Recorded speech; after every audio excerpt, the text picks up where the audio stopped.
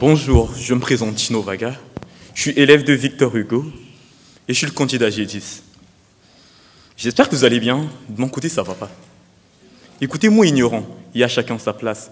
Je vais vous parler de la stigmatisation, rien à voir qu'en au mois de la femme. Les hommes me font peur lorsque je regarde autour de moi. Pourquoi tant d'injustice, de malheur dans chacun de vos regards? Aux pires heures de l'histoire, les hommes se font la guerre. Dites-moi pourquoi, s'ils acceptaient la différence, ils auront pu être frères. Je vais commencer par vous persuader que la stigmatisation commence par le refus qui existe entre les êtres humains et comment elle peut conduire au génocide. Tout en commençant par expliquer qu'est-ce que la stigmatisation. La stigmatisation est le fait que l'on attribue, on catégorise un individu ou un groupe d'individus mis à l'écart pour sa différence. Elle se manifeste sur deux formes, la parole et l'acte.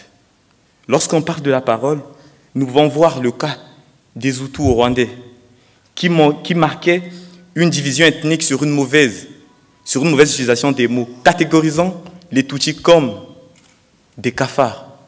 Et dans des actes, nous pouvons encore voir qu'en Allemagne, les Juifs ont été persécutés par des lois anti-juives qui les interdisaient même de circuler en voiture, d'avoir d'un vélo, de faire leurs courses pendant 3 heures à 5 heures, et encore même pire, les Juifs n'avaient pas le droit d'entrer chez les chrétiens.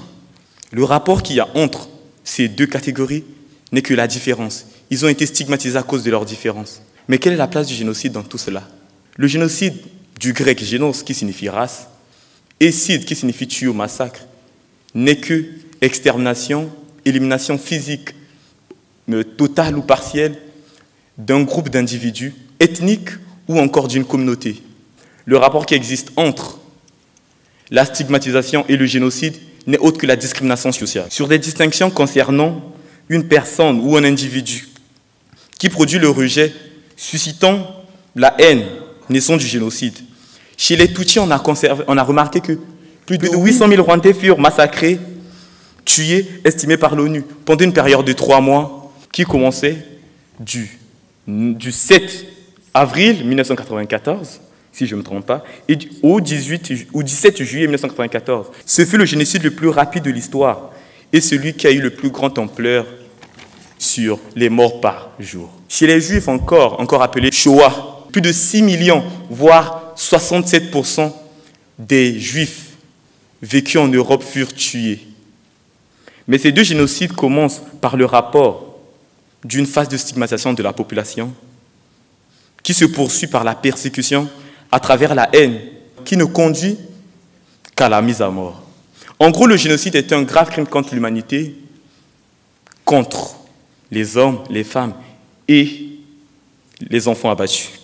Et je terminerai sur « Chaque vie est un miracle ». Je veux qu'on soit au cœur de l'action. Je veux que la stigmatisation n'ait point sa place pour l'avenir de vous, de nous et de celle de nos enfants. Merci.